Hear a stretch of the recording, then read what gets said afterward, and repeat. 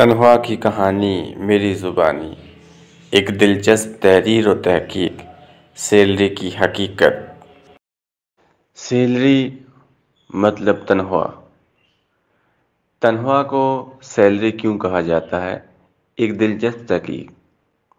دنیا میں ایک ایسا وقت بھی گزرا ہے جب نمک یعنی سالٹ کرنسی کی حیثیت رکھتا تھا اور لوگ نمک کی ڈلیاں دے کر کھانے پینے کی اشیاء خریدتے تھے۔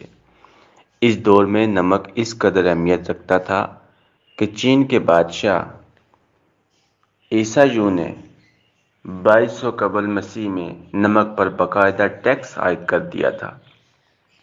یونان کے تاجر نمک کے عوض غلاموں کی تجارت کرتے تھے۔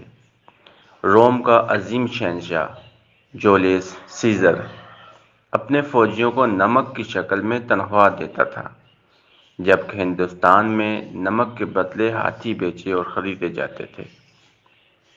ہم لوگ انگلش میں تنخواہ کو سیلری کہتے ہیں۔ اس لفظ سیلری کا نمک کے ساتھ بہت گہرا تعلق ہے۔ لاطینی زبان میں نمک کو سیل کہا جاتا ہے۔ زمانہ قبل مسیح میں غلاموں اور ملازموں کو کام کے بدلے نمک دیا جاتا تھا۔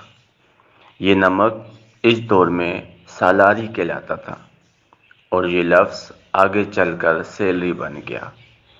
آج آپ کو مہینہ بھر کی محنت کے بعد جو تنخواہ ملتی ہے، آپ اسے تنخواہ والی سیلری نہ سمجھا کریں، آپ اسے نمک والی سیلری جانا کریں، کیونکہ یہ عموماً آپ کو درپیش مسائل کے آٹے میں نمک کے برابر ہوتی ہے۔